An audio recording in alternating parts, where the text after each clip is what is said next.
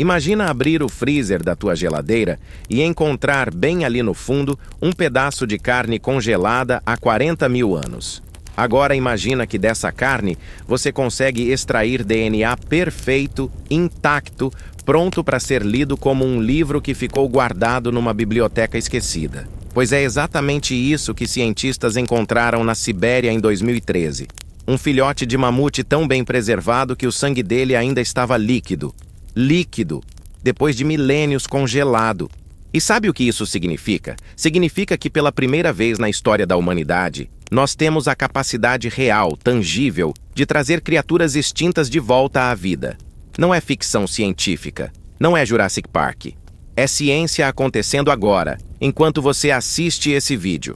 A pergunta que não quer calar é: deveríamos fazer isso? Mas antes de responder, deixa eu te contar uma história que vai mudar completamente a forma como você enxerga a extinção. Em 2003, cientistas espanhóis conseguiram algo absolutamente incrível. Eles trouxeram de volta à vida a cabra dos Pirineus, uma espécie extinta desde o ano 2000. Sim, você ouviu direito. Uma espécie que não existia mais no planeta Terra voltou a respirar, a ter batimentos cardíacos, a existir. O animal viveu apenas 7 minutos por causa de um defeito no pulmão, mas aqueles 7 minutos mudaram tudo. Pela primeira vez, a extinção deixou de ser uma sentença irreversível. A morte da última representante de uma espécie deixou de ser o ponto final da história. Mas como diabos isso é possível?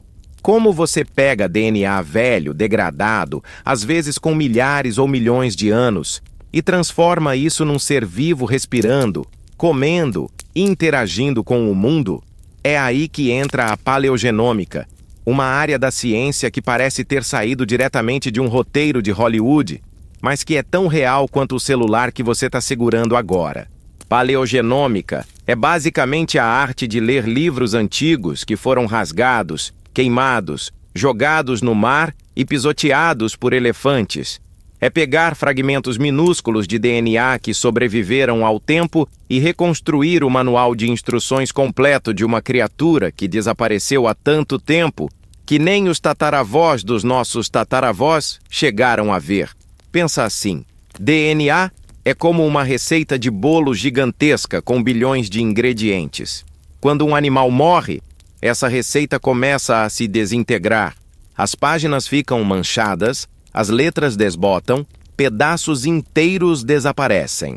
Em condições normais, depois de algumas centenas de anos, sobra apenas pó. Mas em condições especiais, como no frio extremo da Sibéria, em âmbar fossilizado ou em cavernas com temperatura estável, pequenos trechos dessa receita conseguem sobreviver. E com técnicas modernas de sequenciamento genético, os cientistas conseguem ler esses fragmentos, compará-los com DNA de espécies parecidas que ainda existem e reconstruir a receita original. É tipo fazer um quebra-cabeça de 10 mil peças quando você tem apenas 300 peças e uma foto borrada da caixa para te guiar. O caso do mamute lanoso é provavelmente o mais famoso e o mais avançado nessa história toda. Existem milhares de mamutes perfeitamente preservados no permafrost siberiano, alguns tão bem conservados que ainda têm pelos, pele e, sim, tecido muscular que você teoricamente poderia cozinhar. Cientistas já sequenciaram o genoma completo do mamute e agora vem a parte louca. Eles estão editando o DNA de elefantes asiáticos, que são os parentes vivos mais próximos dos mamutes, para inserir características específicas do mamute. Orelhas pequenas, para conservar calor, uma camada grossa de gordura subcutânea, aquela pelagem icônica. O objetivo é criar algo que os cientistas chamam de elefante mamutizado, ou, mais tecnicamente, um híbrido funcional que possa sobreviver no Ártico. A empresa Colossal Biosciences já levantou mais de 75 milhões de dólares para fazer isso acontecer e prometem ter os primeiros filhotes até 2028. Deixa isso assentar por um segundo. Até o final desta década pode existir uma criatura andando pela Terra que se parece, age e vive como um mamute, mesmo que tecnicamente seja um elefante geneticamente modificado. É de arrepiar, não é? E olha, se você tá achando isso tudo absurdamente fascinante, faz o seguinte: deixa um like nesse vídeo, porque assim você me ajuda a saber que vale a pena continuar trazendo esses conteúdos malucos de ciência de ponta, e de quebra você ajuda outras pessoas a descobrirem esse canal e entrarem nessa viagem científica junto com a gente. É um clique pequeno que faz uma diferença enorme, de verdade. Mas voltando aos nossos amigos extintos, o mamute não é o único candidato nessa corrida pela de extinção. O tilacino, também conhecido como tigre da Tasmânia ou lobo da Tasmânia, é outro favorito. O último tilacino morreu em cativeiro em 1936. E desde então a Tasmânia nunca mais foi a mesma ecologicamente falando. Existem filmagens dele, temos DNA relativamente preservado, e o marsupial mais próximo dele ainda existe. A Universidade de Melbourne criou um laboratório inteiro dedicado só a trazer o tilacino de volta, com financiamento pesado e uma equipe multidisciplinar que inclui geneticistas, ecologistas e até especialistas em comportamento animal. Eles não querem só criar o animal, eles querem reintroduzi-lo no ecossistema da Tasmânia e restaurar um equilíbrio que foi quebrado quase um século atrás. Aí você pode estar pensando, tá, mas como exatamente você pega DNA antigo e transforma em um animal vivo? A resposta envolve uma das tecnologias mais revolucionárias das últimas décadas: CRISPR-Cas9. Se você não conhece, CRISPR é basicamente uma tesoura molecular que permite aos cientistas cortar e colar pedaços específicos de DNA com uma precisão absurda. É tipo usar o Ctrl+C e Ctrl+V no código genético de um ser vivo. Com CRISPR, você pega um óvulo de uma espécie moderna relacionada, edita o DNA dele para incluir as características da espécie extinta, implanta esse óvulo numa mãe de aluguel da espécie moderna e torce para que dê certo. Parece simples quando eu falo assim, mas na prática é extraordinariamente complexo e cheio de desafios técnicos. Um dos maiores problemas é que DNA degrada de formas muito específicas. As partes que codificam para proteínas estruturais geralmente se preservam melhor, mas as regiões que controlam quando e como os genes são ativados, chamadas de regiões regulatórias, são as primeiras a desaparecer. Então, mesmo que você saiba todas as letras da receita do bolo, você pode não saber a ordem em que adiciona os ingredientes ou a temperatura do forno.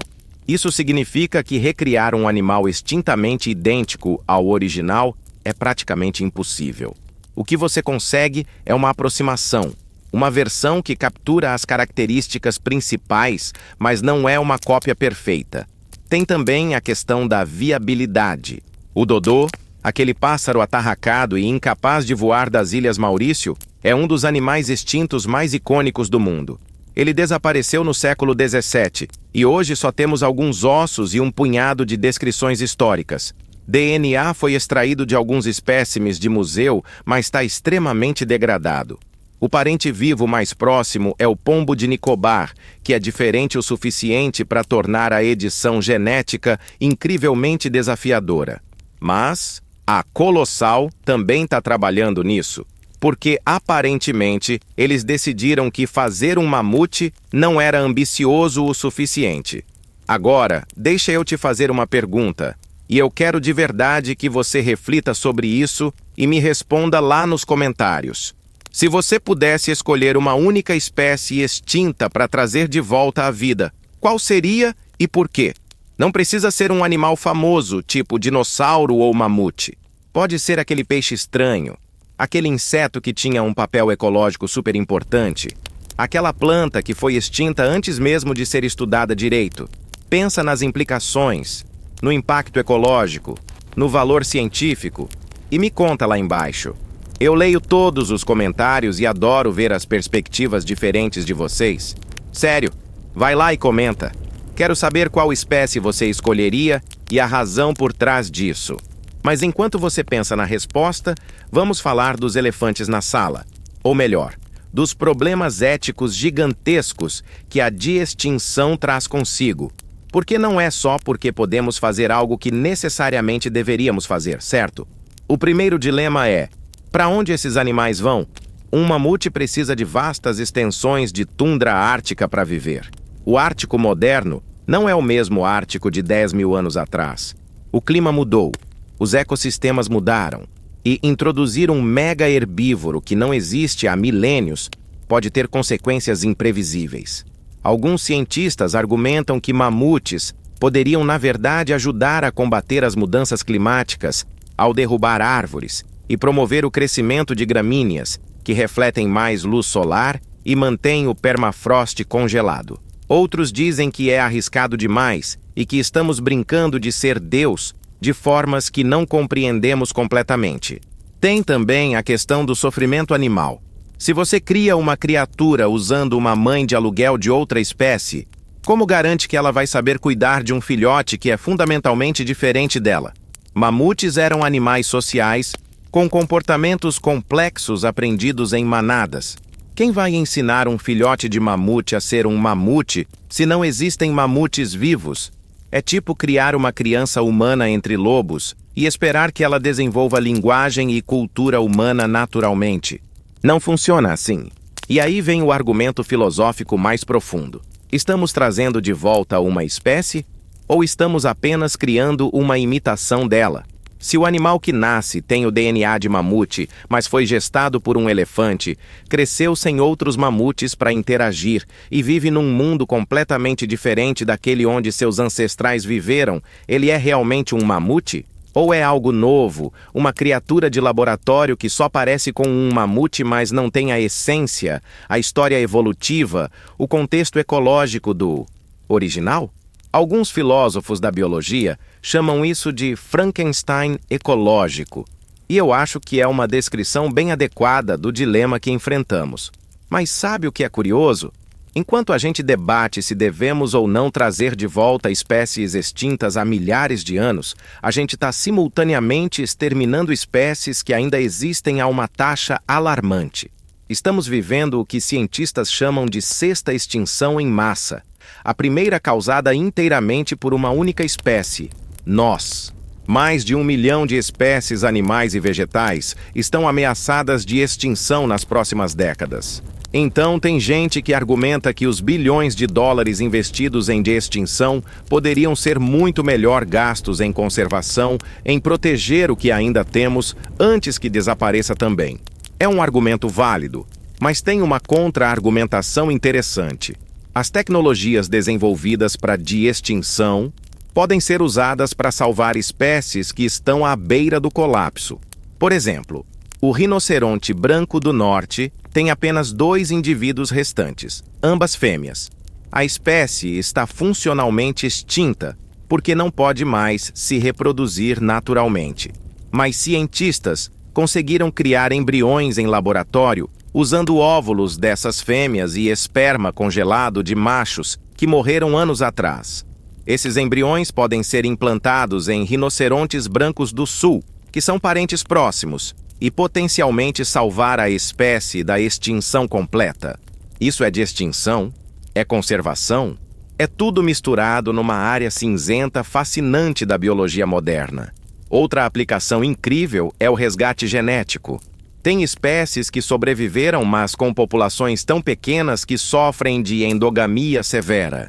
O diabo da Tasmânia, por exemplo, foi devastado por um câncer facial contagioso que quase exterminou a espécie.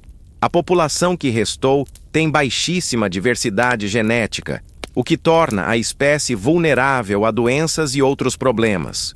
Usando técnicas de paleogenômica, cientistas podem sequenciar DNA de espécimes de museu de quando a população era maior e mais diversa, identificar alelos benéficos que foram perdidos e reintroduzi-los na população atual através de edição genética.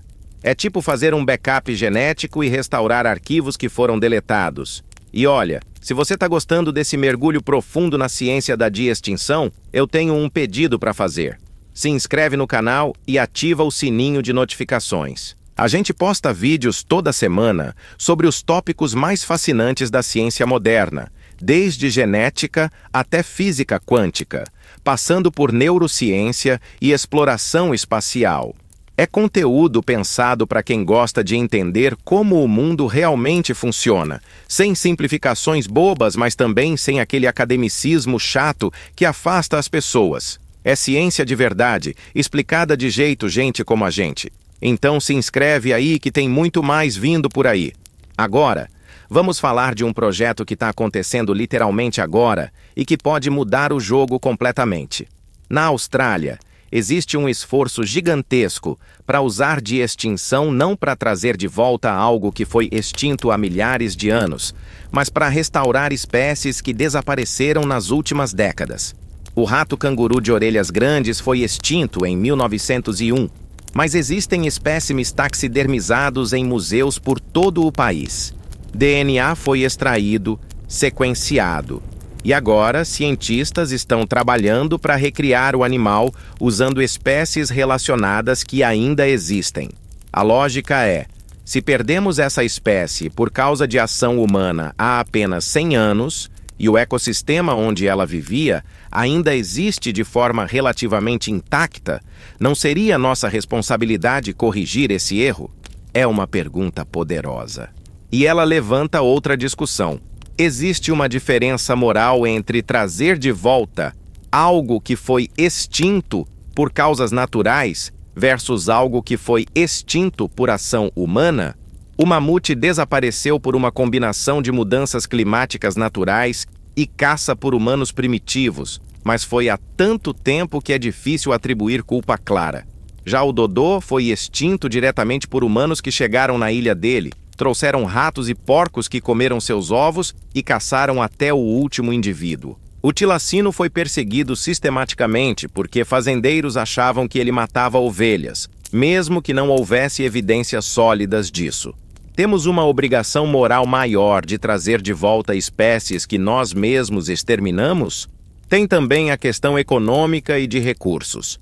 Projetos de extinção são absurdamente caros. Criar um único mamute viável pode custar dezenas de milhões de dólares. E você precisaria de uma população de pelo menos 50 indivíduos geneticamente diversos para ter uma chance real de estabelecer uma população autossustentável. Isso é um investimento na casa dos bilhões. E enquanto isso, parques nacionais estão sem funding, rangers não têm equipamento adequado para combater caçadores ilegais. E espécies criticamente ameaçadas desaparecem por falta de alguns milhares de dólares para projetos de conservação básicos. A matemática não fecha bem quando você coloca lado a lado, não é? Mas sabe o que é interessante? Projetos de extinção geram um hype midiático e um interesse público que conservação tradicional muitas vezes não consegue. As pessoas se empolgam com a ideia de ver um mamute andando novamente, e essa empolgação pode ser canalizada para financiamento científico, educação ambiental e consciência ecológica de forma geral. É tipo um efeito colateral positivo. Você vende o sonho do mamute, mas no processo você ensina as pessoas sobre genética, evolução, ecologia e a importância de preservar biodiversidade. Então, mesmo que o mamute nunca saia do laboratório, o projeto já teve valor por elevar a alfabetização científica da população. E por falar em apoiar projetos científicos ambiciosos, olha só, se você quer ver mais conteúdo aprofundado como esse aqui, considere se tornar membro do canal ou fazer uma contribuição pelo Valeu Demais. Qualquer valor, até os menores, fazem diferença real. É como funciona. Cada vídeo que eu produzo envolve horas de pesquisa, roteirização, gravação e edição. Ter o apoio de vocês permite que eu dedique mais tempo a fazer conteúdos de qualidade, a mergulhar mais fundo em tópicos complexos, a trazer entrevistas com cientistas de verdade trabalhando nessas áreas. Você não precisa doar muito, até R$2 já ajudam. E eu agradeço de coração cada pessoa que apoia esse trabalho. Vocês tornam isso possível. Então, voltando ao nosso tema. O futuro da extinção provavelmente não vai ser o que a gente imagina. Não vamos ter parques temáticos cheios de dinossauros, porque DNA tem um prazo de validade.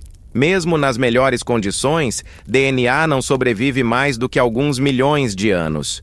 Dinossauros foram extintos há 65 milhões de anos. Simplesmente não existe material genético para trabalhar. E aquela cena do Jurassic Park de pegar DNA de mosquitos presos em âmbar é cientificamente implausível pelos mesmos motivos. O que é uma pena, porque seria incrível, mas é a realidade. O que provavelmente vai acontecer é que vamos ver um aumento de projetos híbridos. Animais que capturam características de espécies extintas, mas não são cópias perfeitas. Vamos ter elefantes com características de mamute vivendo em reservas controladas no Ártico. Vamos ter pombos com traços de dodô em ilhas cuidadosamente gerenciadas. Vamos usar edição genética para aumentar a diversidade de populações ameaçadas e prevenir futuras extinções. E vamos, esperançosamente, usar tudo o que aprendemos com essas tecnologias para ser melhores guardiões da biodiversidade que ainda existe. Porque, no final das contas, a lição mais importante da de-extinção talvez não seja que podemos trazer espécies de volta, mas que deveríamos fazer tudo ao nosso alcance para não precisar. Cada espécie que desaparece leva consigo milhões de anos de evolução, adaptações únicas, interações ecológicas complexas que nunca mais vão existir exatamente da mesma forma. É uma perda irreparável. Mesmo que tecnicamente consigamos recriar uma aproximação no laboratório, décadas depois, o mamute que podemos fazer não é o mamute que vagava pela estepe siberiana. É uma sombra, um eco, uma homenagem. E embora seja incrível que possamos fazer isso, seria infinitamente melhor se não tivéssemos perdido o original. Existe uma citação do biólogo E.O. Wilson que eu acho muito poderosa. A extinção é a destruição irreparável de informação genética e ecológica acumulada ao longo de milhões de anos de evolução. Não importa quão avançada nossa tecnologia fique, não podemos recuperar completamente essa informação uma vez que ela se perde. Podemos fazer aproximações impressionantes, sim, mas o original é único. E isso me traz ao ponto final dessa conversa. O verdadeiro valor da paleogenômica e da de-extinção talvez não seja ressuscitar o passado, mas informar o futuro. Cada genoma que sequenciamos nos ensina sobre como a vida funciona, como espécies se adaptam, como mudanças ambientais afetam populações ao longo do tempo. Estudar o DNA de mamutes nos mostra como eles se adaptaram ao frio extremo, e esse conhecimento pode ser usado para ajudar espécies modernas a se adaptarem às mudanças climáticas. Entender a genética de espécies extintas nos dá um mapa de rotas evolutivas que foram tentadas e testadas pela natureza ao longo de milhões de anos. Tem um projeto fascinante chamado Genome 10K, que tem como objetivo sequenciar o genoma completo de 10.000 espécies de vertebrados. Parece muito, mas existem cerca de 65.000 espécies de vertebrados conhecidas, então ainda é só uma amostragem. Mas mesmo essa amostragem vai criar um banco de dados genéticos sem precedentes que pode ser usado tanto para conservação quanto para pesquisa básica em biologia evolutiva. E se no futuro alguma dessas espécies for extinta, pelo menos teremos preservado sua informação genética digitalmente. É tipo um Arca de Noé digital. Então, será possível reviver genes extintos? A resposta curta é: sim, já estamos fazendo isso. A resposta longa é: sim, mas é complicado, caro, eticamente controverso, tecnologicamente desafiador e vem com uma série de perguntas sem respostas fáceis sobre o que devemos fazer só porque podemos. A ciência avançou ao ponto onde a extinção não é mais absolutamente final. Mas isso não nos dá carta branca para ser descuidados com a biodiversidade atual. Se algo, nos dá ainda mais responsabilidade de proteger o que temos, porque agora sabemos exatamente o quanto é difícil e imperfeito tentar trazer algo de volta depois que se foi. Nos próximos anos, vamos ver avanços incríveis nessa área. Vamos ver os primeiros mamutes híbridos, vamos ver espécies recém-extintas sendo ressuscitadas, vamos ver debates intensos sobre regulamentação, ética e prioridades científicas. Vai ser uma época fascinante e um pouco assustadora, cheia de possibilidades e perigos.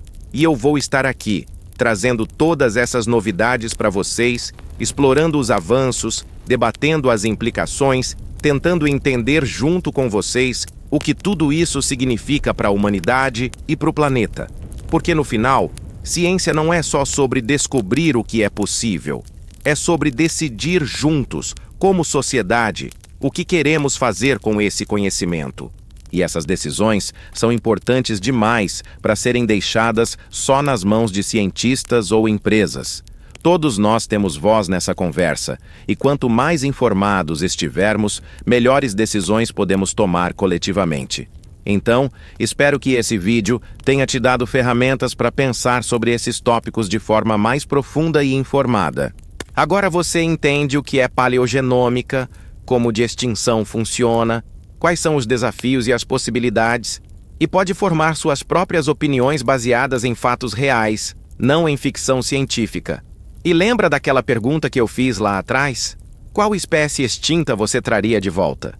Espero que você tenha pensado numa resposta e que vá lá nos comentários compartilhar. Adoro ler as perspectivas de vocês e sempre aprendo algo novo com essas interações. Então não fica só assistindo, participa da conversa. E se gostou do vídeo, compartilha com aquele amigo que também é louco por ciência. Quanto mais gente engajada nesses temas, melhor. Até o próximo vídeo. E que a curiosidade científica continue te guiando pelas maravilhas do universo.